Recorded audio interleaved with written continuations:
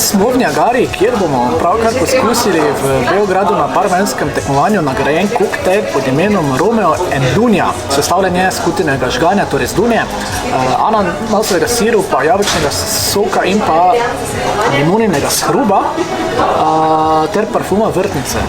Skusimo. Izjemen. Po samem poskušanju roke te branko je iz dunje oziroma kutine. Karkoli sem okušal, to sem potem poskusil dodati v sam koktajl, torej ananas, neke cvetlične note oziroma vrtnice in pa jabolčni sok z medom in pa limonom. In v bistvu, ko se potem to okusi, kakšen je ta preplet okusov? V bistvu bolj osvežilen, tak poletni koktajl celo mogoče. Zelo osvežilen, taki lahek, ni preveč alkohola. Zdaj z tem so se predstavili v Beogradu na tekmovanju, vrstili ste se na drugo mesto. Ja. Kak je v bistvu samo tekmovanje potekalo, kaj ste vse tam pripravili, pokazali? Tekmovanje je potekalo v bistvu na Belgrad Bar Show. V bistvu so se tam predstavljali lokalni destilari, rakija, džini in pa neki viskijo je bilo. Tekmovanje pa bolj v bistvu bil okus, sam izgled koktejla in pa zgodba za koktejla.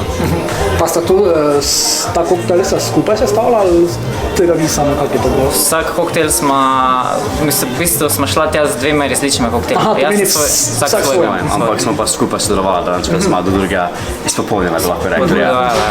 Kako zdaj bo ta koktejl tudi v Niagari v stalni ponudbi ali? Zaenkrat se še nismo pogovarjali o tem, definitivno bo pa na večeru, koktejl večeru, ki bomo v bistvu imeli midva, v sredo in četrtek bomo pripravljali koktejl večer, različne koktejle, na 3 tedne mogoče se bojo menjevali, bo definitivno za poskusiti. Dianom in Lovrotom dejansko sodelujemo zdaj nekaj kratek čas, smo šele na začetku, imate ogromno potencijala, sama zasnova koktejla in pa potem končni koktejl je bil res velik preskok in se videl njun napredek v samem tem enem tekmovanju res velik.